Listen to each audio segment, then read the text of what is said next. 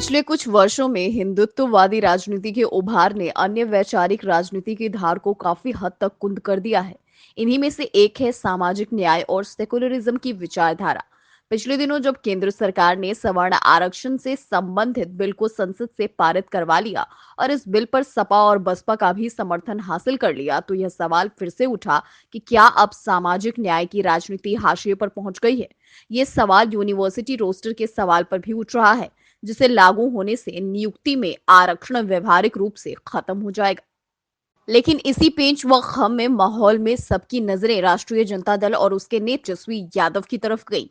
तेजस्वी और उनके पार्टी ने अपनी पूरी ताकत से सवर्ण आरक्षण का विरोध दर्ज कर और यूनिवर्सिटी में आरक्षण के पक्ष में खड़े होकर साबित कर दिया कि वे ऐसे नेता के रूप में उभर रहे हैं जिन पर सामाजिक न्याय के लिए लड़ने वालों की उम्मीदें बढ़ेंगी।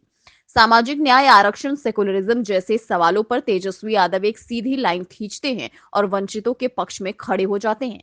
ऐसी स्पष्टता न अखिलेश यादव में है और न ही मायावती में। कम से कम हाल के वर्षों में तो इन दोनों ने अपनी वैचारिक प्रखरता खोई है। सुबह शाम खुद को समाजवादी, लोहियावादी कहते नहीं थकने वाले अखिलेश यादव की पार्टी हो या बहुजन समाज पार्टी, सबने सवर्ण आरक्षण के मुद्दे पर एक स्वर में भाजपा को समर्थन की घोषणा कर दी। इस मामले में समाजवादी अखिलेश यादव का अपना तर्क है कि वह सवर्णों के एक हिस्से की नाराजगी मोल लेने का जोखिम नहीं उठा सकते।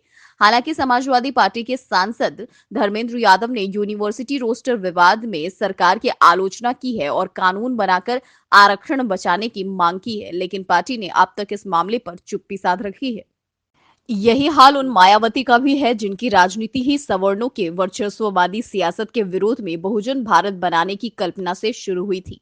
बसपा भी रोस्टर विवाद पर पूरी तरह खामोश है, लेकिन इस मामले में तेजस्वी ने किसी जोखिम, किसी चुनौती की परवाह नहीं की।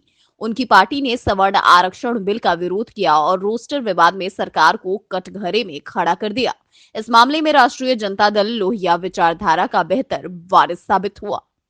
तेजस्वी कहते हैं कि बिना किसी दस्तावेजी सबूत, बिना किसी सर्वे और प्रमाणिक रिकॉर्ड को आधार बनाए किसी वर्ग को कैसे आरक्षण दिया जा सकता है, और वह भी तब जब आरक्षण का आधार आर्थिक स्थिति को बनाया गया है, जिसके तहत आरक्षण लेने के लिए 8 लाख रुपए की आमदनी को आधार बनाया गया है।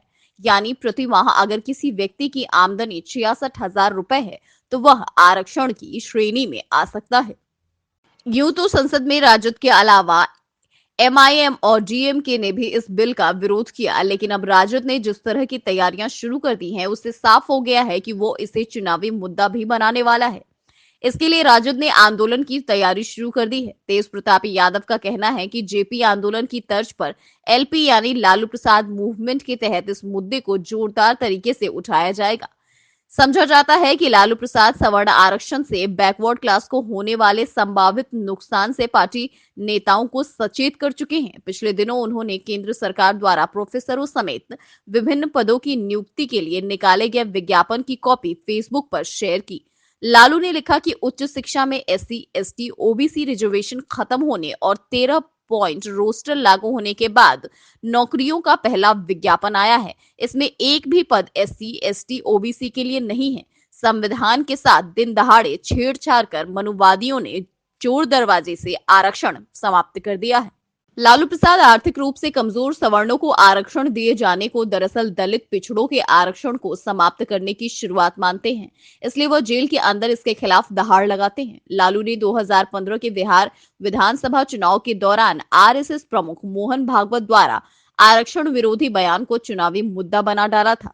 तब लालू प्रसाद चुनावी सभाओं में एमएस गोवलकर की पुस्तक बंच ऑफ थॉट्स लिए घूमते थे और वोटरों को बताते थे कि आरएसएस वाले पिछड़े दलितों का आरक्षण समाप्त करना चाहते हैं। वो चुनावी सभाओं में खुलेआम चुनौती देते थे कि कोई माइका लाल आरक्षण खत्म करके दिखाए।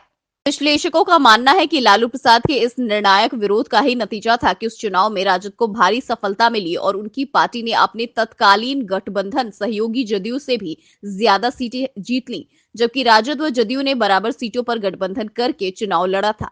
आरजेडी आज भी बिहार विधानसभा में सबसे बड़ी पार्टी है। लालू की इस राजनीतिक दृष्टि को तेजस्वी ने मजबूती से पकड़ा है। यही कारण है कि वह सवर्ण आरक्षण को चुनावी मुद्दा बनाने की तैयारी में है। दलित पिछड़ों के आरक्षण को खत्म करने की उम्मीद पालने वाले आरएसएस प्रमुख मोहन भागवत का विरोध करना और सवर्णों के गरीब लोगों को मिल चुके आरक्षण के खिलाफ मुखर आवाज उठाना दो बातें हैं। सवर्ण आरक्षण के खिलाफ आंदोलन करने का साफ मतलब हुआ कि सवर्ण वोटर की नाराजगी मोल लेना। जाहिर है कि राजद को भी इसका पता है।